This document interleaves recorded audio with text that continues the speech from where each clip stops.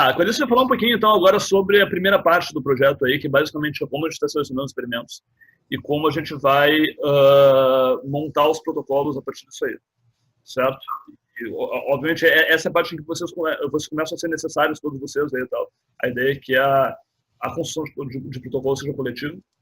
Então aqui eu acho que a gente vai começar a ter mais questões importantes aí sobre o que a gente tem que fazer ao longo do tempo, que eu não tinha descompartilhado na tela.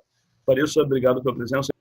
Bom dia a todo mundo, eu sou a Clarissa. Eu vou falar um pouquinho sobre a seleção de experimentos, que é a etapa que está acontecendo agora, e um pouco sobre a construção de protocolos, que é uma parte que vai envolver bastante a participação de todo mundo da equipe, né? Então, como o Olavo falou, nosso objetivo é avaliar a representatividade da ciência brasileira enquanto objetivo maior. Para isso, a gente começou precisando de uma amostra que seja representativa e com experimentos factíveis. Então, a gente começou com uma busca no Web of Science, filtrando as áreas de interesse relacionadas às áreas de avaliação da CAPES, de Ciências Biológicas 1, 2 e 3, filtrando para que tenha pelo menos um autor brasileiro e num período de 20 anos. Isso nos deu uns 83 mil artigos, dos quais a gente sorteou 15 mil para obter o PDF. Dentro desse PDF, assim, olhando para o texto completo, a gente buscou palavras-chave que pudessem nos ajudar a identificar artigos que contêm experimentos com MTT, com labirinto em cruz elevado e com PCR. Cada um desses artigos foi, então, analisado, olhado por nós, para ver se ele preenchia em critérios de seleção mais específicos. Para garantir que a gente estava pegando uma amostra da ciência brasileira, a gente fez uma segunda seleção para que o autor correspondente e metade dos autores, pelo menos, tivesse afiliação no Brasil. A gente olhou se realmente existia esse experimento com a técnica de interesse. Esse experimento precisava ter um desfecho quantitativo. Então, por exemplo, uma imagem representativa não conta, precisa ter a barra, assim, os números, né? A gente eliminou artigos que usem materiais que não são comercialmente disponíveis, como, por exemplo, extratos de plantas e venenos, etc. O modelo biológico foi filtrado para que fossem incluídos apenas linhagem celular, camundongos ou ratos. Como o Olavo mostrou, isso foi identificado como modelos mais prevalentemente usados aqui e também dentro da nossa própria rede de colaboração. O resultado precisa ser significativo. Isso é importante porque a gente vai fazer um cálculo de tamanho de amostra para garantir que as replicações tenham um bom poder estatístico. Para a gente, então, ir atrás de um efeito específico, esse efeito precisa ter sido afirmado pelos autores antes, né? E, por último, para a gente evitar pegar experimentos que sejam muito secundários, muito, assim, um experimento controle, o nosso critério é que esse resultado tenha sido mencionado no título ou no resumo. Então, um artigo passando por esses critérios de seleção, a gente vai escolher a primeira figura, o primeiro resultado que preenche esses critérios. Dessa figura, desse resultado, a gente vai para os métodos e descrição de resultados para pegar detalhes metodológicos sobre ele. E então a gente chegou num número final de artigos dentro de cada técnica que preenchiam aqueles requisitos, né? 28 em MTT, 43 em Plusmaze e 174 em PCR. Esses artigos vão passar por 2 filtros diferentes de seleção, posteriores a essa etapa. Primeiro, o filtro de custos. A gente está fazendo isso internamente, mas o que a gente faz é eliminar experimentos que custem mais do que R$5.000 por replicação.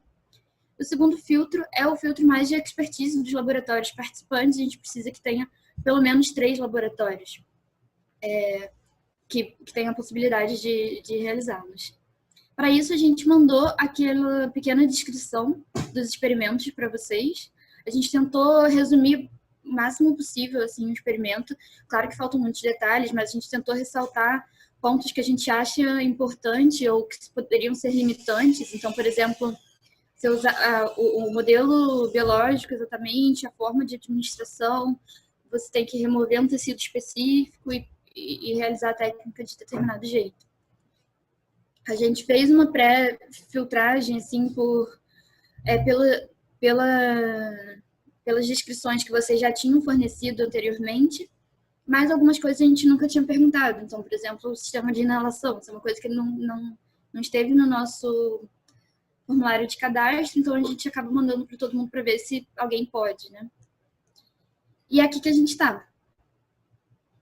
Mas a gente já está vendo, assim, com as respostas de vocês, acho que a maioria respondeu já, mas quem não respondeu, por favor, responda.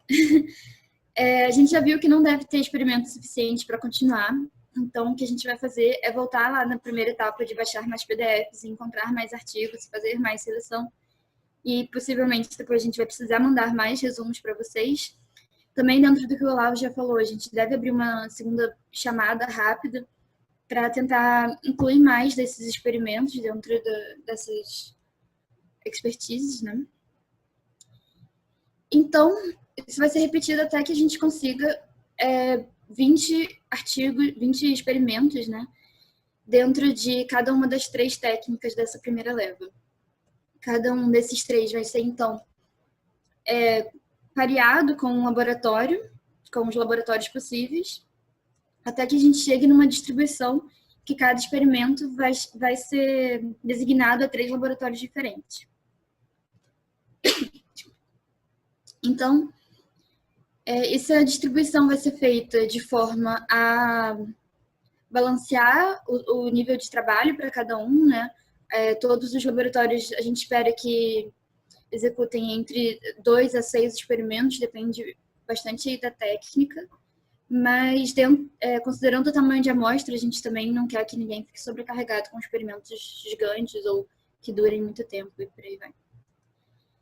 A próxima etapa, tendo esses experimentos selecionados, é a construção de protocolos. Então, para a gente começar a pensar em como a gente quer construir esses protocolos, a gente tem que pensar em que tipo de reprodutibilidade a gente quer olhar.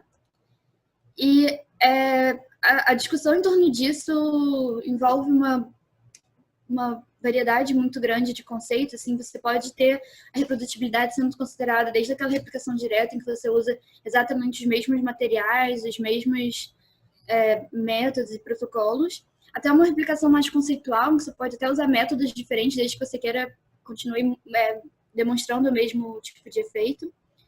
A gente optou por essa reprodutibilidade ecológica, naturalística, como ela falou, em que a gente quer ver como esses experimentos seriam replicados na natureza de laboratórios que existem no Brasil. Né? Então, se dentro do que está descrito no artigo, o objetivo é manter tudo o mais igual possível, mas o que não foi descrito, cada laboratório vai ter a sua própria experiência para informar em como isso deve ser feito, né? Algumas condições vão ser adicionadas necessariamente, sim, principalmente relacionado ao controle de viés. O cálculo de tamanho de amostra a gente já fez para esses experimentos e vai entregar isso feito para vocês. Mas processos de randomização e cegamento, a gente vai pedir que vocês nos ajudem a definir qual é a melhor forma dentro do sistema de trabalho de cada laboratório, né? E assim, a gente começa com um formulário em branco. A gente tem as informações que foram coletadas do artigo lá no início, algumas informações que estão faltando. Para a gente saber que informações são importantes, mesmo que elas não estejam no artigo, a gente definiu um protocolo geral, assim, de mínimo de coisas que devem ser descritas. Isso está em consulta pública, se vocês puderem colaborar nessa parte aqui também, é super importante para a gente entender quais são esses passos assim, que vão ter que necessariamente estar descritos nos protocolos para que vocês consigam executar esses experimentos. Né? Esses formulários estão disponíveis no site para serem comentados e também a gente está sempre disponível por e-mail. Né? Mas vou seguir com esse exemplo mais básico aqui. A gente tem essa pequena descrição sobre o modelo biológico. Isso vai ser enviado para cada laboratório replicador, cada um daqueles 3, de forma independente. Eles vão preencher do jeito que eles acharem mais adequado para as condições deles. Desde detalhes mais que realmente estavam em aberto, sexo dos animais, se não foi descrito no artigo original, você pode dizer qual você acha melhor ou qual você tem disponível, disponibilidade do biotério, Algumas questões, alguns pontos podem ter sido descritos no artigo, como, por exemplo, a temperatura do biotério, mas os laboratórios vão ter a liberdade de indicar, assim, não tem como mudar a temperatura do biotério inteiro, do departamento e tudo, então a gente vai precisar fazer essa alteração de 21 para 22 e por aí vai. Esse protocolo preenchido, cada um dos 3, vai para um laboratório revisor diferente. É um laboratório que faz parte do grupo da técnica, mas não vai estar envolvido na replicação desses experimentos exatamente. E ele vai agir como um revisor mesmo, assim, comentando, dizendo que etapas ele acha que estão boas ou quais pontos que foram preenchidos que eles não concordam. Que é só um exemplo, mas podem ter coisas mais conceituais ou mais de ordem prática que o laboratório replicador pode ou não aceitar. A gente vai ficar fazendo essa intermediação de comunicação até chegar num protocolo final pronto. Todo esse processo de construção e revisão de protocolos vai ser feito através de Google Docs. E aí aqui tem um cronograma um pouquinho mais detalhado do que o Olavo falou, é que em abril a gente vai começar essa divisão de que laboratórios vão receber que experimentos, para que em maio vocês comecem já a preencher esses protocolos. Dando um tempo para cada laboratório ir preenchendo, a gente espera que em junho a gente comece as revisões dos protocolos, como os próprios laboratórios que vão estar preenchendo alguns protocolos, vão estar revisando outros. A gente também não quis sobrepor muito esse trabalho. Para que até julho a gente tenha protocolos finais feitos. Uma vez esses protocolos finais tenham sido definidos, eles vão ser registrados nessa plataforma que chama protocolos.io, em que, a princípio, eles vão ficar privados, só a gente e o laboratório replicador vai ter acesso a esse protocolo, mas ele funciona como uma forma de registro temporal do protocolo. Então, uma vez concluídos os experimentos, a gente consegue abrir todos esses protocolos e vão estar lá. Vai estar lá o registro de que eles foram planejados realmente com antecedência. Então, em resumo, assim, o que a gente espera construir durante essa etapa de protocolos é o próprio protocolo experimental para comparação entre os dois grupos de interesse, como foram selecionados nos artigos originais, adicionando medidas de controles de viés. Existe a possibilidade de que sugiram-se controles adicionais dentro de cada técnica, dentro de cada experimento. Isso vai ser muito particular e nessa etapa a gente pode fazer isso. E alguns outros pontos que vão ser mais detalhados nas próximas apresentações, que uma vez a gente tendo o protocolo pronto, a gente pode planejar também os pontos críticos de registro do experimento e a definição da lista de compras. Durante o protocolo, a gente também vai definir que dados vão ser coletados e enviados por vocês para a gente, e isso o Kleber que vai entrar mais em detalhe. Então, já passando um pouco a minha palavra para a Ana, assim, o protocolo pronto vai dar início a 2 etapas que eu acho que são muito importantes e que devem gerar bastante dúvidas, que é o processo de compras e o processo de aprovação do comitê de ética. A Ana vai falar disso daqui a pouco, mas acho que eu já posso abrir para pergunta se alguém tiver alguma coisa sobre a construção de protocolos, seleção de experimentos. Ok, Clarice.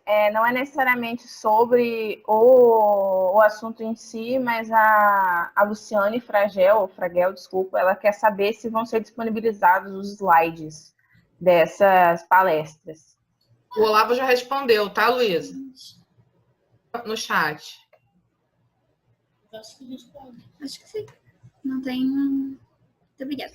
O Olavo respondeu, vai estar ok, vai estar disponível, e também temos a gravação no YouTube, né? Já está disponível a live no YouTube.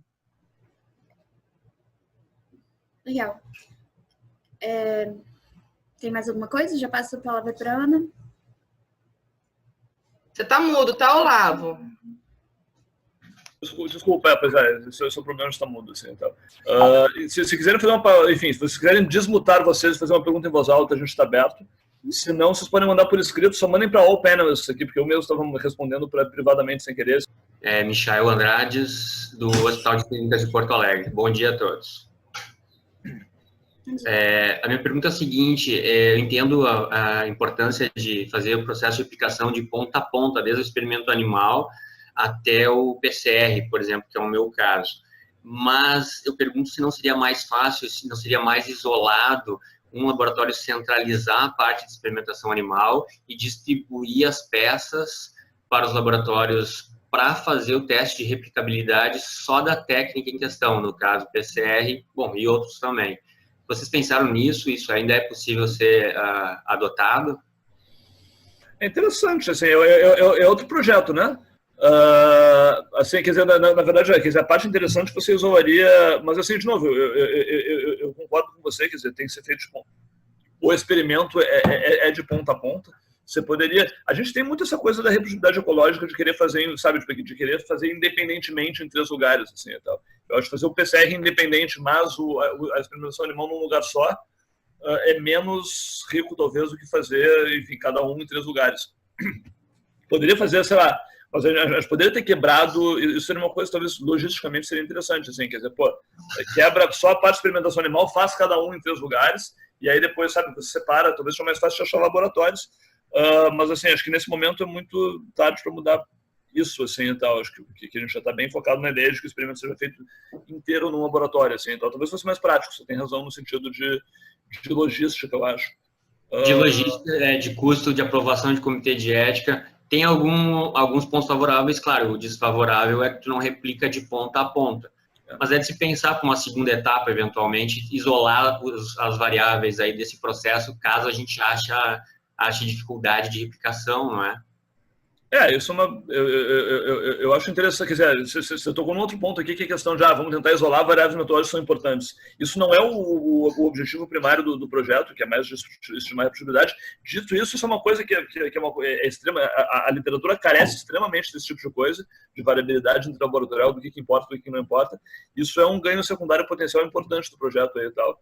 Dito isso, fazendo só, sei lá, só em 3 lugares e variando um monte de protocolos, sabe? Enfim, talvez tivesse ter muito mais laboratórios se você conseguir dissecar bem os pontos. Mas a gente vai tentar ver isso, quer dizer, uma coisa que a gente pretende fazer é estimar o quanto que cada protocolo varia entre 3 laboratórios e ver se isso correlaciona com a reprodutibilidade e tal. A ideia é boa em termos de logística, mas é diferente do que a gente tinha pensado. Assim, a gente provavelmente não vai, nesse momento, mudar para isso. Assim, então. Obrigado. Caio mandou uma pergunta. Tem a Uliana também, você já consegue fazer? Uliana ou Caio? O Caio fez uma pergunta aqui por escrito e a Uliana a gente não consegue ver o que ela perguntou. Uliana quer falar? Caio quer falar? Só desmutar o microfone, ok? Oi, Vanessa, eu quero falar. Tá. Caio, tá aí? Vanessa, você que está falando, é isso? Sim, o nosso grupo quer uma pergunta, a gente é sobre a questão de projeto. Vanessa, desculpa, tá só um pouquinho baixo. Deixa eu só aumentar aqui. E já está no máximo. Não dá para ouvir?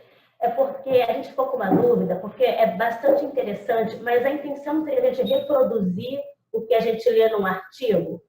Então, não seria interessante cada laboratório definir o seu protocolo, ao invés de ter um protocolo em comum para todo mundo testar? Porque seriam 2 perguntas diferentes. Uma é, a gente consegue reproduzir o que a gente vê no artigo, cada um com a sua expertise e com a sua experiência, ou a gente consegue reproduzir um protocolo que foi bem definido em laboratórios diferentes? Não, eu concordo plenamente, mas nosso ponto é exatamente esse. A nossa opção é a segunda, assim, então a gente não quer ter um protocolo único. O protocolo vai ser definido laboratório a laboratório. Talvez isso não tenha ficado claro, assim, e tal. Mas, assim, quer dizer, basicamente, isso, já me antecipando, a primeira pergunta para o Caio aqui, que fez, o Caio perguntou se a gente vai ter acesso, se os laboratórios replicadores vão ter acesso ao paper original do experimento. A nossa ideia é que não, a gente não gostaria que tivesse, para a replicação ser a mais cega e isenta possível. A gente gostaria que quem estivesse replicando o experimento não soubesse nem o resultado original e nem os autores, de onde é que ele veio, etc., assim, para evitar qualquer viés. Claro, a gente não pode garantir que você mesmo não consiga reconhecer, poxa, eu já li esse paper em algum lugar, mas, assim, eu acho que, assim, por questão de transparência, o mais legal seria que você realmente não soubesse, assim, você ganha só o protocolo. Dito isso, para conseguir fazer isso de forma cega, a gente teria que, enfim, a gente não tem que mudar o artigo para vocês. Então, assim, a gente tem, o que a gente está fazendo é mais ou menos uma coisa entre o meio termo. A gente está extraindo só a parte metodológica do artigo, para passar só os métodos, sem os resultados, sem os autores, etc., para cada laboratório do que está escrito no artigo. A gente não vai passar nada além disso, em termos de protocolo. Todo o resto, tudo que vai ser adaptação que vocês resolverem fazer, ou não, pô, isso aqui não está descrito, a gente vai fazer assim, assado, vai partir de cada laboratório. E cada laboratório vai acabar com um protocolo diferente. Então, assim, não vai ser o mesmo protocolo para todo mundo, cada laboratório vai construir o seu. E cada laboratório vai ser revisado independentemente. Então, a nossa ideia, eu concordo plenamente com você. Assim, a nossa pergunta é muito mais até que ponto replicações independentes no sentido assim, de tomar decisões de protocolo, inclusive, chegam no mesmo resultado. Tá. Uliana falou de equipamentos da mesma empresa, etc. e tal. A gente vai falar mais disso na próxima palestra e tal, acho que a gente pode deixar para depois. Mas, de maneira geral, assim, equipamentos a gente não tem como fazer com que cada pessoa compre um PCR. Então, assim, acho que isso é uma... Olavo. Oi. A gente pode só complementar a sua última resposta? Claro, com certeza. Os laboratórios replicadores não vão ter acesso ao artigo original. A gente vai dar esse protocolo, assim, essa parte metodológica, mas os revisores vão ter acesso ao artigo original. Então, se alguma informação importante a gente deixou de fora desse protocolo vazio inicial, o revisor pode adicionar essa informação, né? Então, assim, em algum momento esse protocolo vai ser meio que cruzado, né, com o artigo original. Sim. Verdade. Por nós. Então, a ideia é que o revisor tem acesso ao artigo até para poder, enfim, a gente vai tirar os métodos a primeira vez olhando o artigo mas o revisor vai olhar isso aí de novo depois. Uliana, rapidamente, a gente vai falar mais de fornecedores e compras na próxima palestra, mas evidentemente equipamentos a gente não tem como fazer igual, sabe? Não tem como forçar cada um de vocês a comprar uma termosificadora da marca X, porque, então, assim, esse é o tipo de coisa que é uma adaptação necessária. Mas eu acho que faz parte desse processo de construção de protocolo tentar ver o que são adaptações inevitáveis. A gente não vai comprar o equipamento tudo da mesma marca, não vai ser no mesmo lugar. Então, assim, tem coisas que são aceitáveis. A ideia é a gente definir em conjunto o que dá para substituir e o que não dá. Para reagentes, isso talvez seja mais chave, mas a gente vai falar disso depois. Aí no seu tem duas mensagens agora sobre a questão do cultivo de linhagens celulares, né? E também sobre a questão do pessoal, o expertise para trabalhar com linhagens selecionadas, tá? Se vocês querem fazer ao vivo aí, Rosângela e Carolina? Tá. Não? Bom, a pergunta da Rosângela é: temos, assim, nos disponibilizando para realizar o PCR, mas não temos expertise para trabalhar no cultivo da linhagem. De novo, assim, isso vai na linha do que o Michel tinha falado. A gente precisa que o experimento seja feito do começo ao fim por cada laboratório. Não precisa ser dentro do laboratório físico de vocês. Se tiver um colaborador no mesmo departamento, no mesmo prédio que faça parte do cultivo, isso não é um problema. Assim, a gente não vai estar controlando onde é que vocês vão estar fazendo, mas a gente gostaria que cada grupo de pesquisa faça o experimento independentemente do início ao fim. Então, você precisa ter ou um biotério para ter um rato, não sei o que e tal, fazer a parte do animal, ou ter uma infraestrutura de cultivo para conseguir fazer a parte de linhagem. Assim, quer dizer, de novo, fazer o experimento não é só o PCR nesse momento. E eu concordo com o Luciano, eu também acho que não é uma boa ter equipamentos totalmente iguais, porque o mundo real é assim plenamente. Carolina perguntou sobre linhagens celulares, a gente vai falar mais disso na próxima palestra também. A gente vai comprar algumas, mas se vocês tiverem, a gente pode usar também, acho que a Ana vai falar melhor sobre isso. Acho que a gente pode seguir em frente, talvez, então.